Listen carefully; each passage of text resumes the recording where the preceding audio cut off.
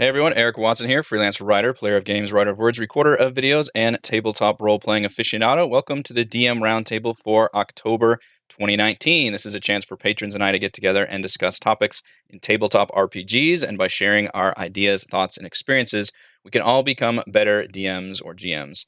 The DM Roundtable discussions are open to all patrons at every level of patreon.com/roguewatson. You don't even have to be an active participant. You could be working, for example, and just listening. You can jump in here, lurk to your heart's content, and we are glad to have you. Shout out to my platinum patrons, Andrew, Richard, Joe, Will, Tiny Dancer, Nick, and Ribzung, and gold patrons, RPG Papercrafts, Charming Grenade, Pretty Boy Numa, Marcos Stood, Vicente Gilberto, Sean A.K., Cert Tubi, Adam, Dead Lizard Lounge, and Sam. Thank you all very much for your support. This month's topic, as determined by the poll on the Patreon page, are house rules. What are the go-to house rules we like to use in every game? What are some house rules we've used for certain campaigns and maybe not for others? Are there any house rules we regret? Or are there any ones that we had to add mid-campaign as a balancing tool, for example? Joining me for this month's DM Roundtable, we have Sean, a.k.a. Cert2B. Hello. Hello. We have Sam. Hello, Sam. Hey there. We have Juicy, aka RPG Papercrafts. Hello. And we have Mike. Hey there. All right, so house rules. I have them. I think we all have them. I know I have been asked a lot of times about my house rules, to where I finally posted them somewhere on my website. And even have them here in the Discord as kind of a permanent pinned message. I think the two biggest house rules that I've used, and the ones that are at the top of the list, and I think I've used the most and that come up the most, are lasting injuries and massive damage. So much so that a lot of people seem to want to incorporate those into their campaigns. Both of those, from what I can remember, are from the Dungeon Master's guidebook. However, I did not come up with those, so those are not technically super custom house rules. But what I like about 5th edition and the DMG in general is it has a lot of these. It's very moddable. It's easy to apply these rules if you want. In fact, I had to go back and check, but I believe the entire feat, FEAT system in 5th edition is technically a variant, I believe. I think as written, you're supposed to basically just do the ability score increases every 4 levels. So technically that could be seen as almost a house rule if you want to use feats at all. So it's really interesting the way this works. Let's start with a new person, Sam. Tell me about house rules that you have employed effectively. That's always a sticker there. Most of the house rules I've tended to use in my games, and I'm still relatively new DM. I've only been doing it for about a year, but it's mainly sort of rules as to how we want players to act, rather than like what you actually do, like rules in game. So rather than new players coming in and everybody making the same check on something, even though someone's failed, we've said, once one person's done the check, that'll be it. You either succeed as a party or you move on. So most of our house rules sort of focus around that. I can't remember most of them off the top of my head because they're actually stuck up on a poster at the player who hosts our game nights. So they are above their mantelpiece. That's a good idea too. Got them there so that if anyone gets out of line, I can just point at that and go, nope, well, this is it. We're moving on. Let's keep it flowing, keep the story going. Like a club charter page or something. Yeah, exactly. And it's worked really well. The other game that I've run, the only house rules we used were, like yourself, from the Dungeon Master's Guide. And it was to do with the factions and ranking up and gaining the extra benefits and stuff as you go through the factions. So, things like... like the Harper factions? Or that's the ones, yeah. We had a couple of players go with the Zentarim. And then one player with the Harpers. So we'd use the system for sort of leveling up and progressing through their ranks and the benefits that you got for doing that, which was quite a cool little thing. Didn't affect the game much, but it sort of made people a bit more sort of connected to their characters, and you had a reason to sort of act the way your organization should act. I haven't looked at the factions much. We've used them as a storytelling tool. Obviously, my wife's character in the last campaign was big into the Zentarum as a storyline tool, but not necessarily as a mechanical thing in terms of leveling up and advancing in that faction. I haven't actually looked at that. That sounds interesting. Yeah, it's a pretty simple mechanic. It's you earn essentially like reputation points, or however you want to sort of track it, and you set an arbitrary number, or there is a table in the in there, and you just anything that the players do that sort of embodied the organization's views, you'd give them reputation points, and then when they reached a particular level, they'd have a sending spell sent out to them saying, your deeds have got back to us. You're now this. You get this bonus, and you get more. So, like for the Zentarum, for instance, you get like more safe houses to hang out in, better access to fences and things like that. So it's quite a simple thing, and we used it mainly as a role playing tool. It didn't really affect the story because we were doing Prince of the Apocalypse, but it gave them a nice reason to act like their faction should. Like a reputation-based skill tree or something.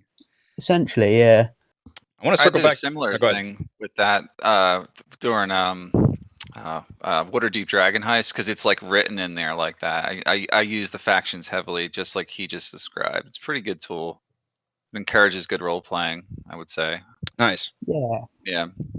I want to circle back to what you said at the very beginning, which is limiting the number of times a character can do a check. And that is something that I think probably comes up in every campaign that DMs are probably not prepared for, because from a player standpoint, it's pretty obvious in a lot of situations, especially if you're not timed, if you're not in the middle of combat or something, then why wouldn't every character get a chance to just look over there and look at something, or investigate this puzzle, or check this body for what killed it? It's like, I don't have any proficiency in medicine, but I might as well do it because we're all just, I'm here and I can do it. So that's an interesting rule, to limit somebody to just one check. And basically you just assume like, well, this was your best possible outcome, like between all of you. Normally you'd get the person who's got the highest skill in whatever sort of check it's going to be who's going to do it. So if they can't do it, someone who's less skilled probably isn't likely to. We didn't do it on every check, but it was, some checks where I maybe wanted them to succeed, or if it was more important, then, I'd let the party do it. But for the most part, I'd tell them, all right, everybody make this check, or, I'd present the problem, and if they figured out they could look at it and then tried it, I'd say, cool. So who's actually gonna lead that?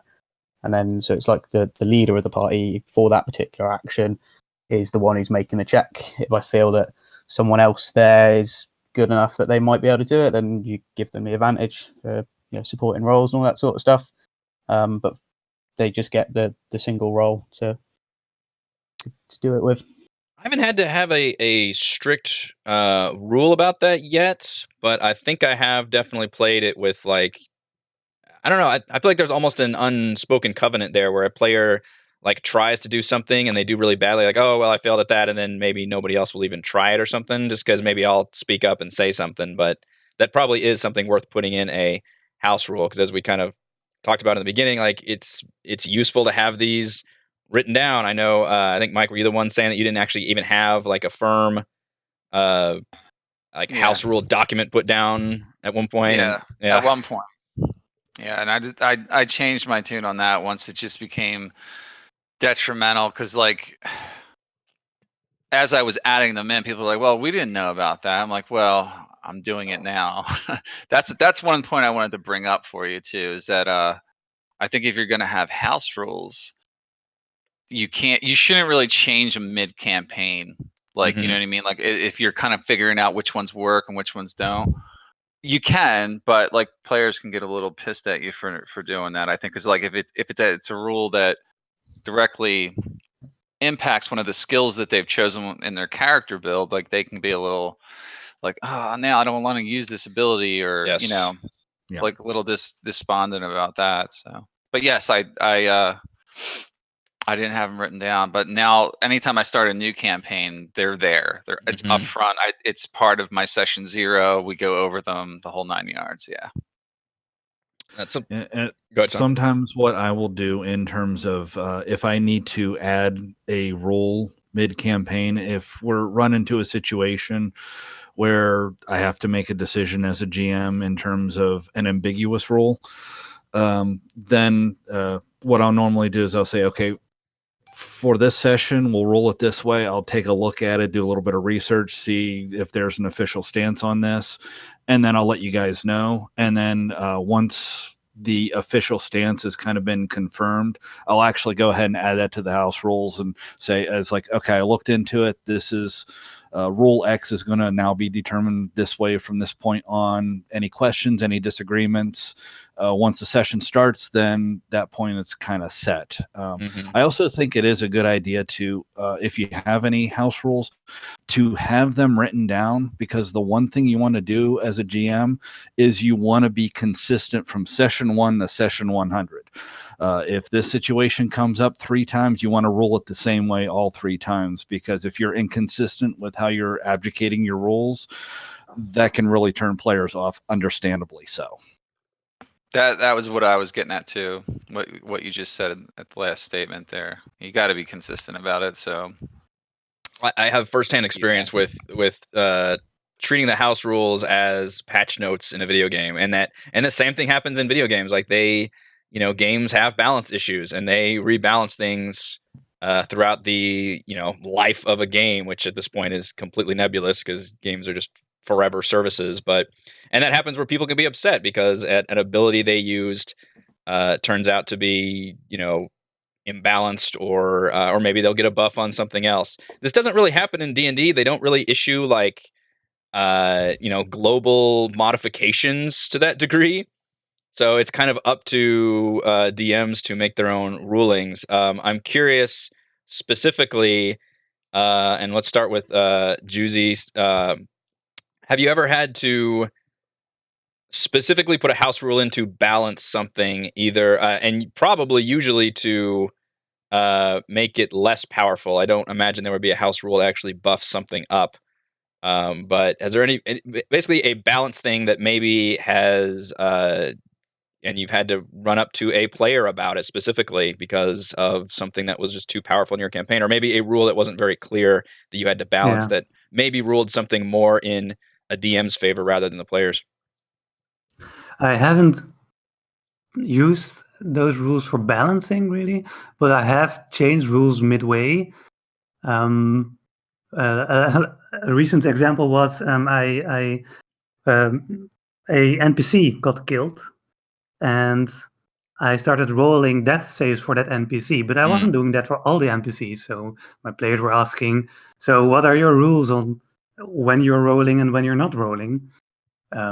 So then I decided at that moment that if an NPC got close or intimate with the group, then I would roll for them, because players do want them to survive, and then they do ask, will you not roll death saves for that NPC? But if it's cannon fodder, then they don't really care. So, right. So at that point, I ruled that I would only roll for NPCs if they got close to the party. So not really a balancing thing, but a rule that I made up halfway the session. Okay. Which I will stick on now. That's probably actually in the player's favor then, presumably would be to be able to keep that. Yeah, I think that adds to the drama too. I like that. Yeah, exactly. It's important to, I think, service the players mostly, and they really want their down NPC to roll death save, so I will do it, because why not? It will be epic if it rolls a 20 and then saves the whole party, for example. But yeah, that's one example. Okay. Does anybody else have any specifically balance? Because obviously I'm going to go into my own issues I've had with balancing, but I'm interested to know first if anybody else has any specifically with house rules with balance changes that would be almost like a patch note for a game. Hell yeah.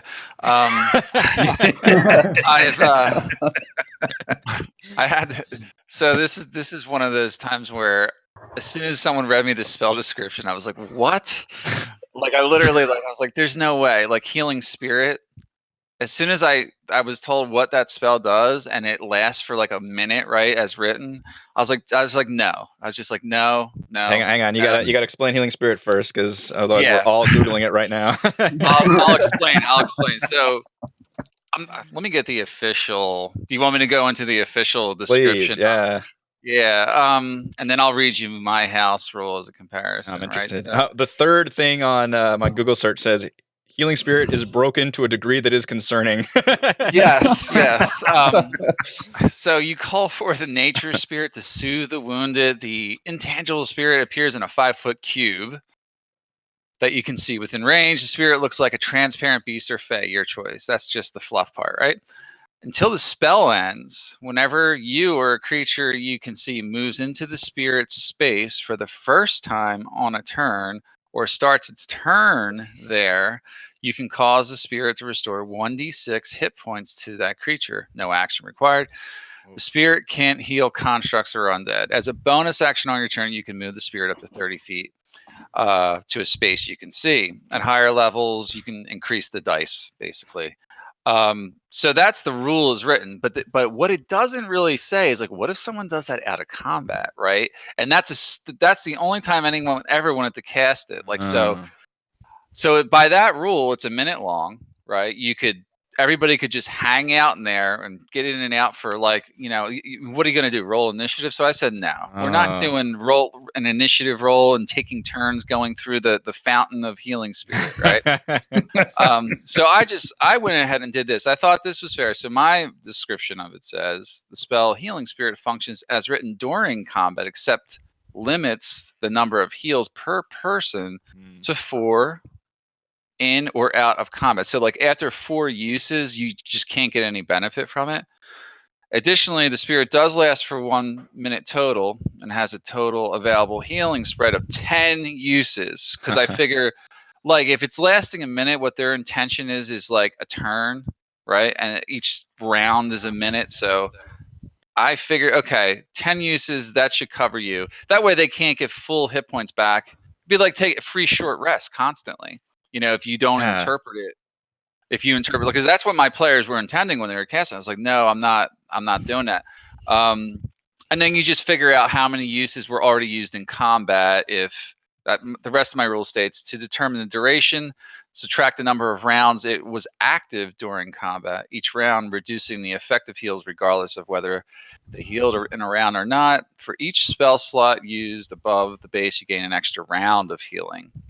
Well, you had a bunch of rules on top. Oh yeah, I was specific about it because like it's one of them broken spells that are that's definitely one of the ones I just completely reword it. Like I like some of my rules aren't that drastic, but for this one I was like, no, you're not getting around short resting. You're using your hit die. In fact, I even have more rules about resting than that, but that's one good example. I just comes immediately to mind is like healing spirit. Like I had to totally change that one. So yeah, apparently it was added in Xanathars. I had never even heard of this spell before, and I'm not even sure my players are aware of there are spells in Xanathar, so I should be thankful for that, I suppose. Yeah. There's a lot of weird spells in Xanathars, man. The good ones too. It's like power creep is what Xanathars is. Yeah. What I don't know if that anyone is familiar with the utterly broken spell that can be used in I think it's Conjure Fae. Yep, that's another one. Yeah. For those who may be unaware, and this is basically using it as written, especially once you hit level 8. Conjure Fae, which seems like it's not a bad spell. You just conjure Fae based on the level of the spell that you're casting. But if you are able to conjure 8 Fae, which are, I think they're CR 1/4 or CR 1/2, it's the Pixie one is the one in particular. And what makes this one so broken is Pixies can cast a certain number of spells like once per day. What the problem is one of the spells is fly, one of the spells is polymorph. So essentially what you do is you conjure 8 pixies, 4 of them will cast Fly on the other 4 party members. 4 will cast Polymorph, turning them into flying T-Rexes. Then you tell the pixies to just hide, because those are concentration spells. So if any of the pixies get damaged, it ends the effect. Wow. And the druid also has to hide, because if he gets damaged, the Conjure Fey is also concentration. God, it's just Inception levels of concentration here.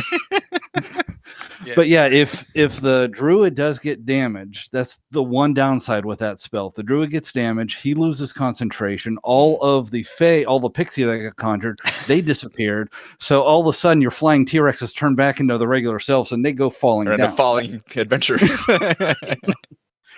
But you in one casting, in one turn, you can turn the entire group into 4 flying T-Rexes.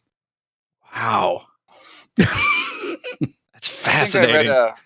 I read a sage advice from Jeremy Crawford, and I think one of his suggestions, or what he said the intention was for that, was the DM should roll on which Fey are summoned, not the player. Mm-hmm. Mm-hmm. It's like the player doesn't have control over which Fey, gets summoned. That's one. I don't know if that's a house rule, but that was, I think, when Jeremy Crawford explained it, that he said that was their intention. Yeah. One of my players pointed that out to me or something. And the other thing that you can also do with that is you could have the Fey kind of be one of those mischievous type of Fey. I was just thinking that. Make role play a little bit more. Yeah. You turn them into T-Rexes? Well, it doesn't know what a T-Rex, so it turns everyone into a dog named Rex. That's good. There you go. The player uses that spell once and then says, fuck this. You basically turn it into like a comic spell. Mm-hmm. That's fun. Correct me if I'm wrong. That's the one spell that I know of that is one of the most broken, because that is using raw based off of just the player's guide. Do polymorph creatures retain their intelligence? Or do they adopt the intelligence of the T-Rex? I think you get to keep your mental stats. Well, with Wild Shape, you do keep your mental stats. I don't think you do that with Polymorph. Oh, really? Because a T-Rex has an intelligence of 2, so... Actually, you're right. We're all T-Rexes. They would not be under my control. Flying T-Rex would be freaking out. Yeah, they're just acting on instinct. I believe with Polymorph, you know who your allies and enemies are, so they're not going to be attacking each other, but Right. yes. We'll be coming up with complex plans. Yeah, That's interesting. all out of the But window. if you got 4 T-Rexes, you don't really need a plan. This was the plan. It looks pretty hilarious to me. But It does. I imagine a lot of these higher level spells start becoming a lot more problematic too. I mean, when you get up there to where 9th level, you can just cast Wish and do whatever the fuck you want. That obviously causes some serious problems. But there are some low level spells I have problems with, namely freaking Fog Cloud. I've never come up with a satisfying solution for that. I've underruled on it. I've overruled. It's never quite worked well with our campaign. I literally bounced it at one point in our very first campaign, Lost Mine of Fendiv. Our players would drop that down because I almost treated it like an AoE like Daze effect, where I was having to roll like wisdom saves and do all this crap that was totally not in line with what that spell should be. And then rebalanced it when we started Princes of the Apocalypse, and still not quite sure I'm totally on board with how I'm doing that spell, mainly because the stealth rules for D&D in general are a little ambiguous. Yeah, stealth rules suck. They just kind of suck, yeah. Yeah. You have to just that's one of those educated rules, I think, with stealth. Like every DM needs to come up with their own way of explaining that. It should be a house rule, actually. I should write that one down. But the funny thing about stealthing is like there's so many scenarios, like depending on the light in the room. Yeah. You gotta tell them like here's my rule about that. It's just an easy one. Like you say to your players, like, if you want to stealth, ask me if you can stealth, and I'll tell you what the situation is, and then you decide if you want to still do it. Like that's how I house rule. It's tricky because the rogue is built for being able to stealth as much as possible and do the disengage and try to stealth and then come up around for a stealth shot. So, and you want to be able to let them have fun with that class. and do those kind of things. But on the other hand, you have to put the kibosh on like, well, I'm going to hide behind this barrel and then stealth and then pop out. And like, dude, he fucking saw you go behind the barrel. Like, there's no stealth here. It's just you just ducked your head behind a barrel and you came out surprise. Like, that's not. That is true too. Like they didn't intend it to be that way. I saw the sage advice on that one too, and he's like, yeah, it's not intended to be like you just duck behind a pillar. You're just or a barrel gone from the universe. Yeah, like you just pull that cloak of darkness around. It doesn't work like that. You have to like go. You have to reposition. Is what Jeremy Crawford I think used the word. Is like you need to reposition yourself, then make a hide check as a bonus action, then try and sneak up on someone again. Yeah. Because they said that like monsters are always actively searching in combat, right? Like their passive perception's up, they're on guard. So yeah, it's a shame, but the general rule that I will often give to my players, especially whenever there's a disagreement on a rule, is what's good for the goose is good for the gander. Meaning that if you can do that to the enemies can do that exact same thing to you. So keep that in mind whenever you're arguing for a rule.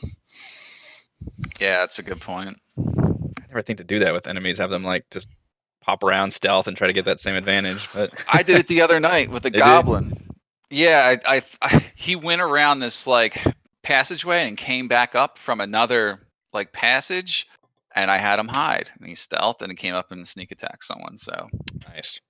Yeah, I was like, you know what? I'm actually going to have him use his ability this time. Yeah. What about rules that you have regretted? Either something you've regretted on ruling on, or something you've regretted on including as a house rule. Oh, I gotta go on if unless someone else wants to go first. But seem like you're Jonesing. You start us off. Well, all right. So healing word. When I was a new DM some 4.5 years ago, right? I was like, yeah, you can cast healing word. Go ahead and cast that cure wounds right after it too, sure. And I didn't realize there was a rule about spells and like not like, like if you cast a spell that uses a spell slot, then you can only cast a cantrip. That just it didn't click with me when I was new DMing. So then I just made it a house rule that you could healing word was the only one you could do that with to prevent people from dying. Because I used to make real kind of unbalanced encounters. So healing word was sort of my way to allow them around some of the ass whooping I was giving them. So but I did regret it because it just became like they were just powerhouse healers. Everybody like two or three of the characters had it. It just got out of hand. So I changed it back on a new campaign, but I did regret it because they were able to always cast it and then cast fire, a fireball. Because I had a cleric who had fireball and he could do a healing word 1 second, then cast a fireball. It was like pretty crazy. Was it that unbalancing? Healing word doesn't seem like it's too terrible. I mean, it seems like it's already balanced to be pretty low heal.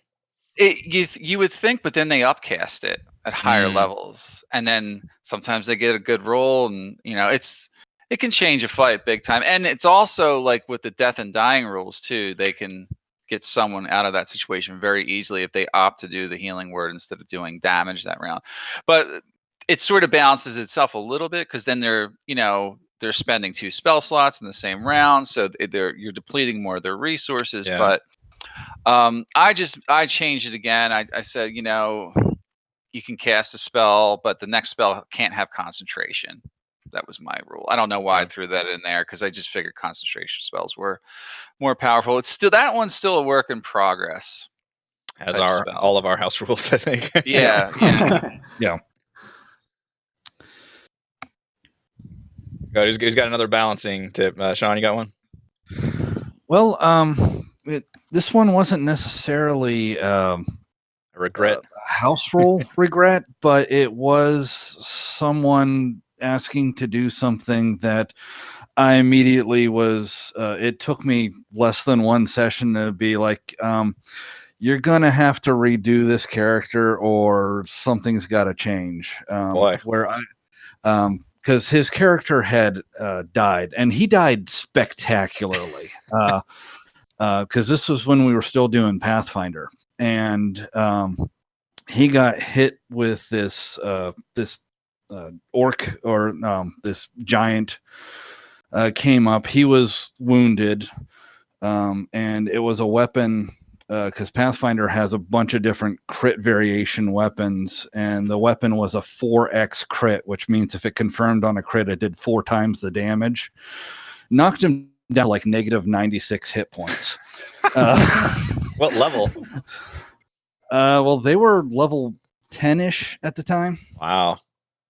So, yeah, because he had about 50 hit points. It did about 150 points of damage in one strike. It was pretty nasty.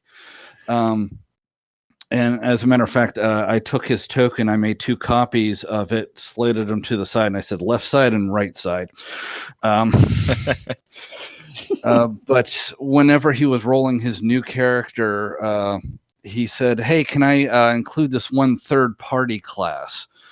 And at the time, I'm thinking, it's probably not going to be too bad. Go ahead and give it a shot, and we'll see what happens. And the class was, to describe it as broken would be an understatement to things that are broken.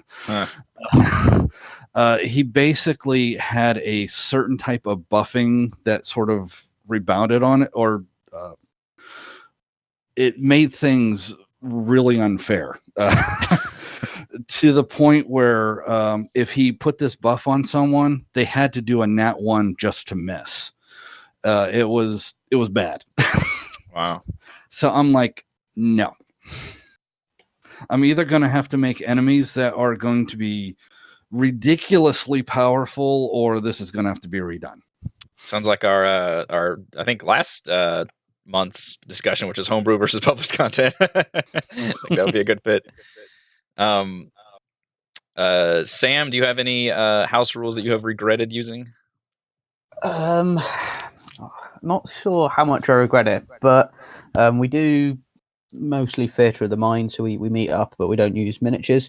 So I've given the players the ability to count as flanking if there's more than 2 people fighting the same person, rather than them having to be opposite each other, which does give them quite a lot of advantage in combat, and I tend to not give it to the enemies just to sort of make combat flow a little quicker.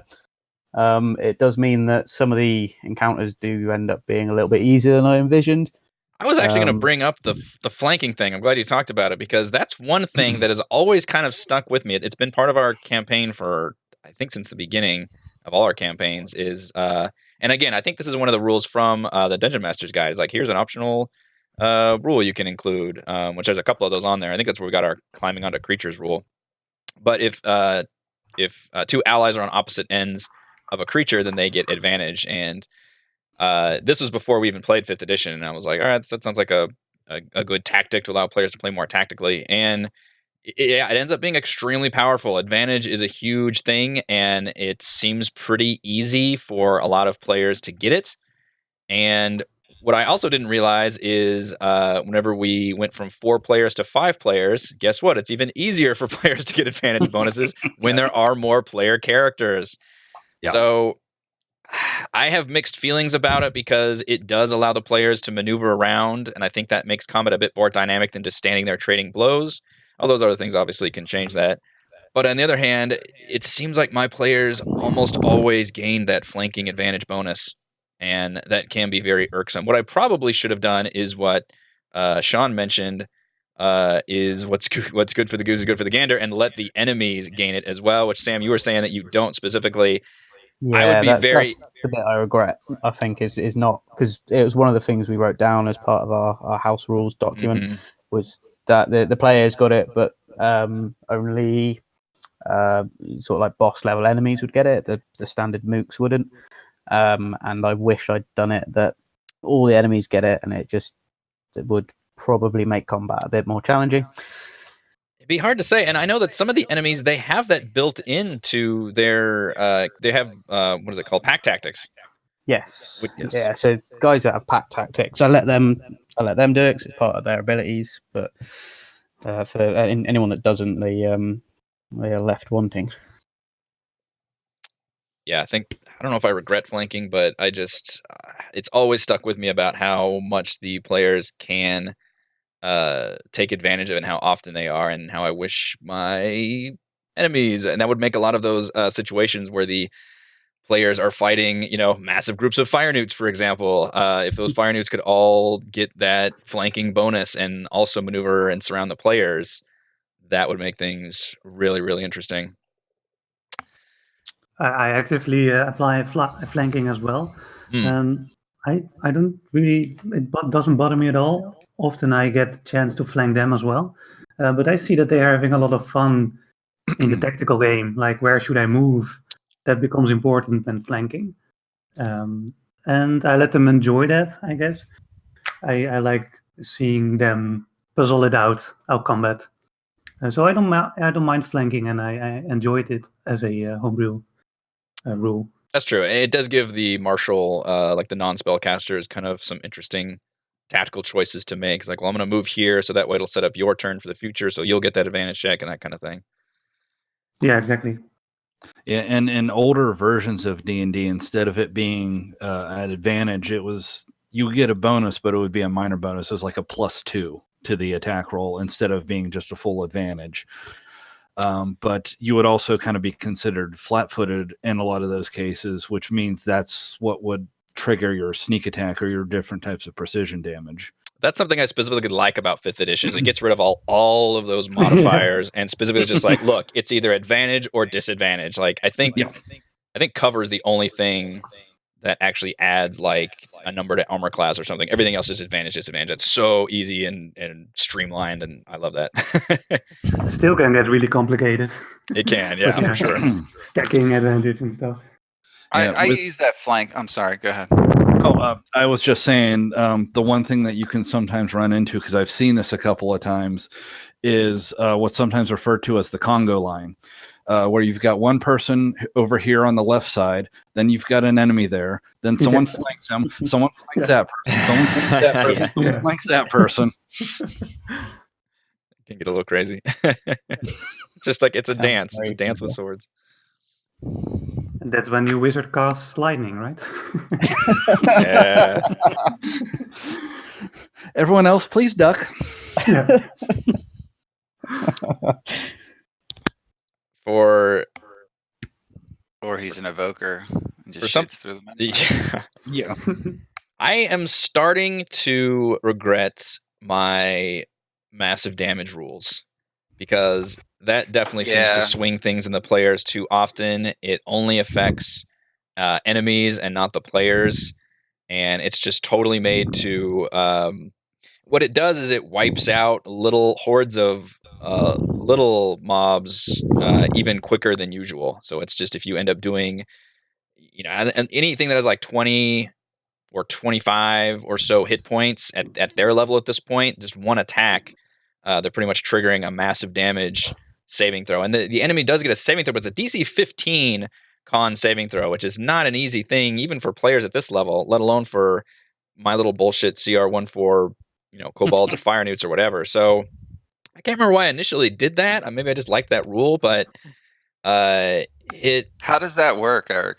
I forget. When does it trigger? Is it on a crit, or is it something else? Yeah, I should explain it. So, and I believe this is another one from the Dungeon Master's Guide, but it triggers anytime a single block of damage does at least half of a foe's maximum hit points. So if it's a 22 hit point fire newt, then if any single attack does more than 11 damage. And a lot of them, unfortunately, because I've got so many rogues and so many things, like they can do this huge amount of burst damage that's pretty much going to trigger this every time. Now, the target gets a saving throw, which is also a bad move on my part, because this triggers more rolls on almost every hit that I'm making. So they get a DC, but it's a DC 15 con saving throw, so it's pretty difficult for most creatures. And then if they fail, then I roll a 1d10, which is the table that I think is drawn straight out of the Dungeon Master's Guide. I don't know if I modified this or not, but to where number 1, they drop to 0 hit points and they're dead. 2 to 3, they drop to 0 hit points, but they're stable, which just means they're basically dead. A 4 or 5 is a D10 roll. 4 or 5, they're stunned. A 6 to 7, they can't take reactions and have disadvantage. And on an 8 to 10, they can't take reaction. So It's also annoying upkeep for me as a DM to have to keep track of, okay, this guy's stunned, this guy can't take reactions, this guy's disadvantaged, that kind of thing is a pain in the you gotta ass. track a lot of stuff. Yeah, when I've got like a dozen enemies, it's I don't think it's fun, and it bogs things down. So that's one that I'm really regretting more and more.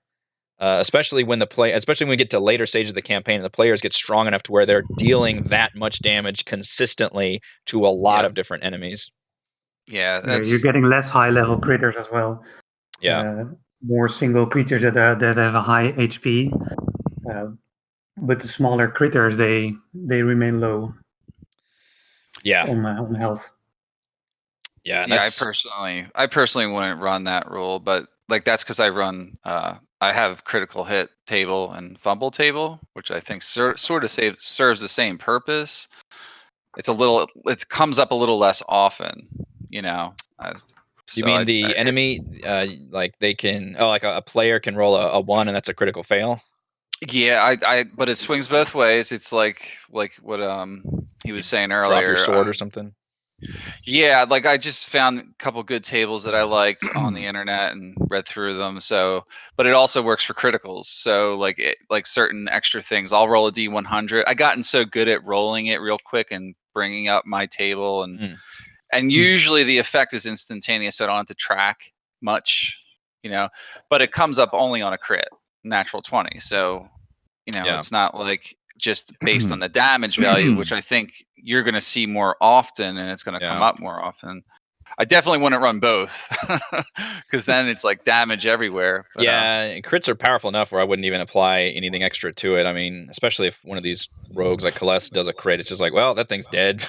I do it only because sometimes I've had sessions where there's like no critical hits even in a whole session for the players, and then when it does happen, it should feel special, like that's why I use it. I definitely enjoy it. Everybody seems to find entertainment out of it. They actually enjoy fumbling more because that's usually more funny. What happens. So what exactly is so if a fumble is if they roll a natural 1? Natural 1. Okay. Yeah. What's the table used for that? That's not a D100, is it? I roll a D100, so it's like oh my gosh.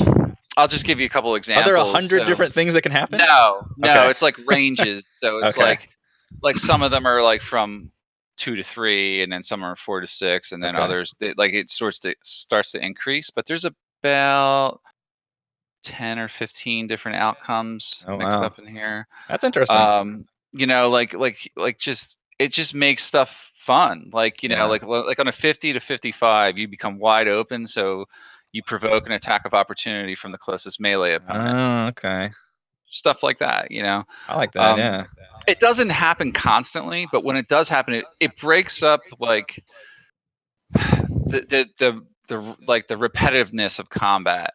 Like everybody wakes up again. They're like, "Oh my god, what just happened?" Like it sort of engages people back in.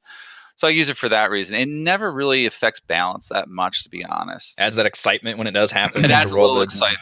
Does the player roll the D100 then, or do you roll it? I roll it. And then let them seal their fate. If they wanted to roll it, I would let them. It's just for brevity's sake, I usually just roll it because I know how to. This is usually when I'm playing on roll 20, and I know how to type faster than them. So I'm gonna ask you to share your table with me if you can. I'm really interested in checking this out. I'll send them to you. No problem.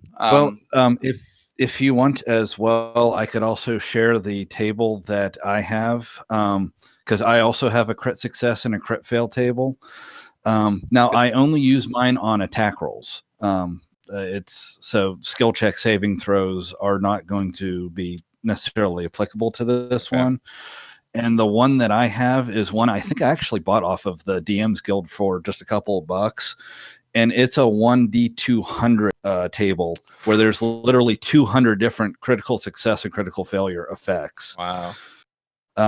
Now, the way that I actually do my crit success and crit fails is essentially I have everyone's attack roll set to do the 2 attack rolls, even if they're only doing because that way if they roll a crit, I will actually use the second roll as like a confirmation roll.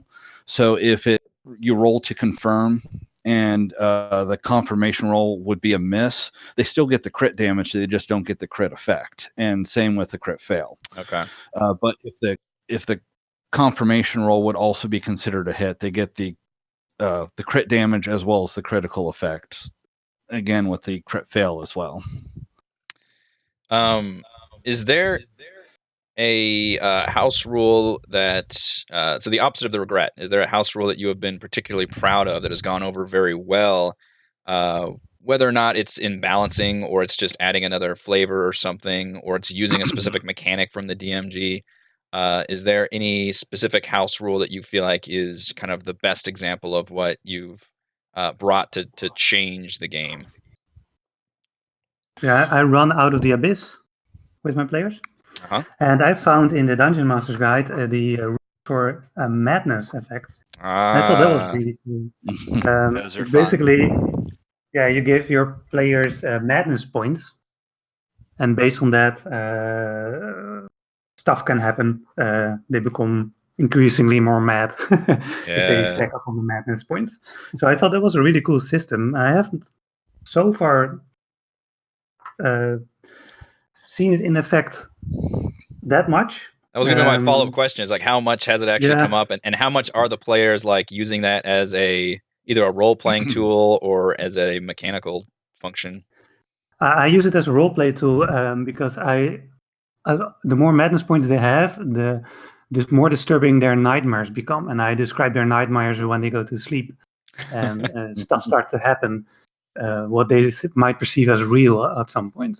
So it's more of a storytelling tool that brings fear to the players. So instead of Dungeons and Dragons, you have Dungeons and Cthulhu. Yeah, basically, yeah. Exactly, yeah. So I thought it was a neat little addition.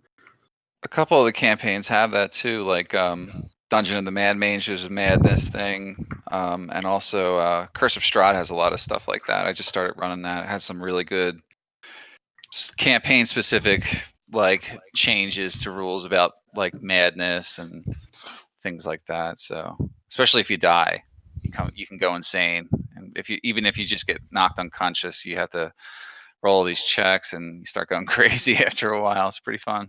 It's like the Cthulhu board games where you have a health meter and a sanity meter, and if either of those drop to zero, then you're donezo. The one that I think has gone over the best for my group is oddly one that is definitely not in their favor, which is lasting injuries. I think. I got that too. I love that. I don't know if it's necessarily they would obviously champion it, but it adds a good punishment for going down. That's just less than like this person is temporarily out of the fight for a second, although it's pretty easy to get him back up again. But especially because our games, and I'm not going to go into player death because that was another DM roundtable, but we haven't really come across that yet. But instead of killing players off left and right, it's just not that kind of campaign. But there's still danger, and the fact that you can go down to 0 hit points, and anytime you do, even if you do pop back up immediately, you do have to suffer that lasting injury. Although you do get a Constitution saving throw similar to massive damage, where you can roll a DC 15 con to actually resist getting in kind of lasting injury. I probably could have eliminated that, and that would have been maybe a little too harsh, depending on, again, the balance level of the campaign. Every time you hit 0, you could have this debilitating injury. But even then, once you fail it, you get to roll a 1d20, and if you roll a 20, it's basically nothing. You just get like a little scar somewhere.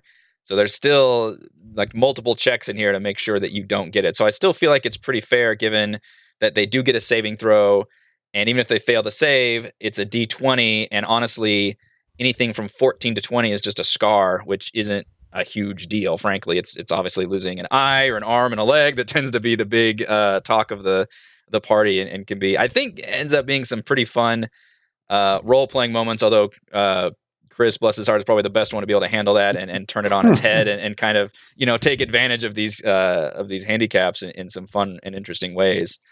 But the other issue is that it's interesting balancing that, seeing it in action in Tomb of Annihilation versus seeing it in action in Storm King's Thunder, because Chris basically used the same house rules I had for that campaign. And in Storm King's Thunder, it was just the case of,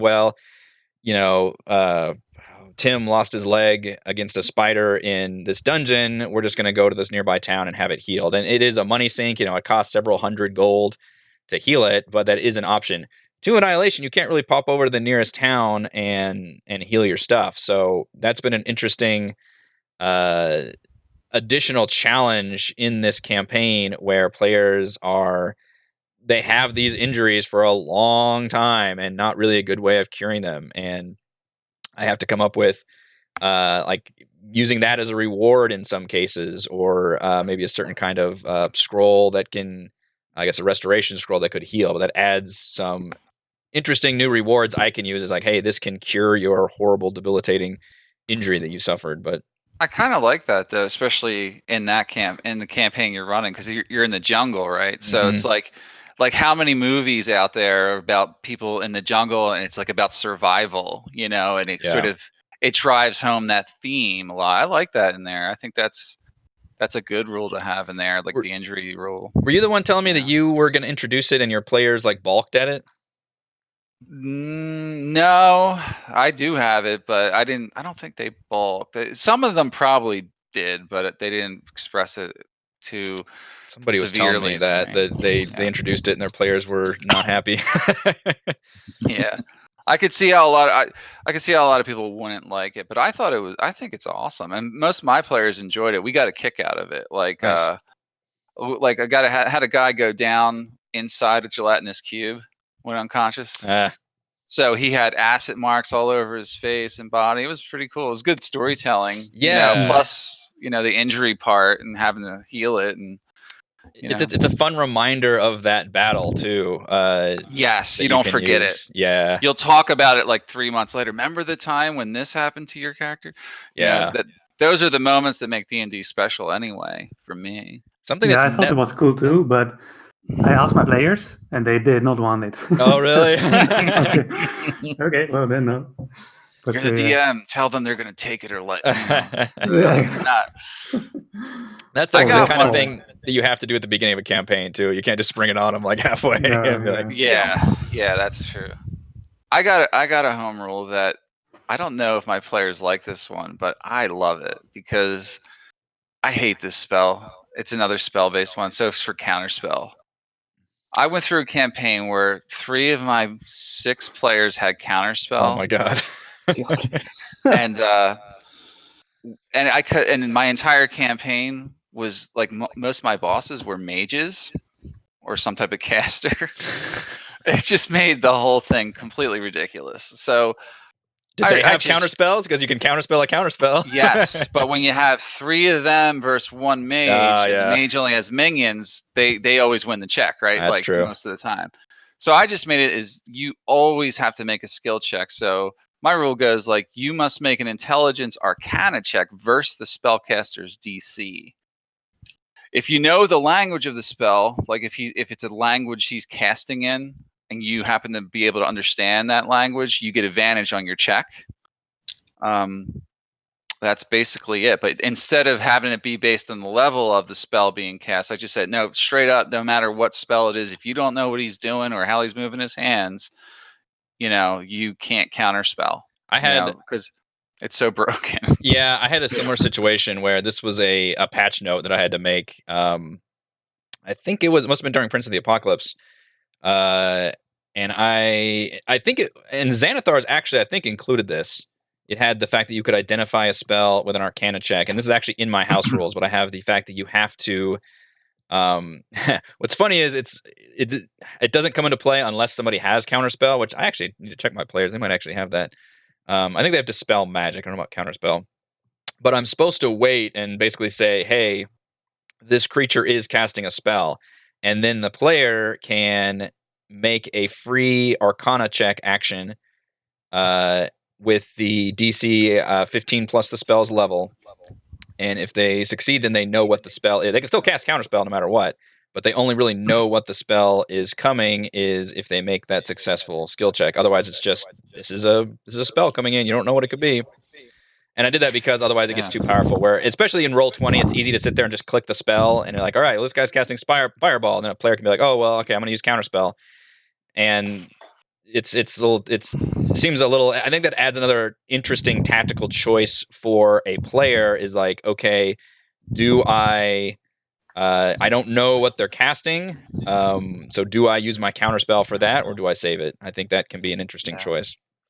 I got to the point for me, no matter what I was casting, they were just constantly counterspelling. It didn't like Okay. I could With have that been many, casting a cantrip. They didn't care. They had so many spell slots. Like shutting that down. Wow. they were just shutting me down. Yeah, like it was ridiculous. So I just threw this rule, and I was like, I don't care if it's not balanced. At that like, point, my rule is to no longer have boss mages, basically.